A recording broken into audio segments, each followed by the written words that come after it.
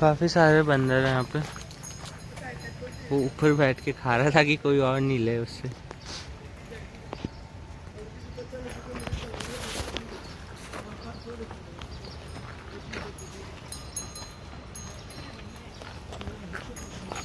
गाय ने खत्म कर दी है पूरी।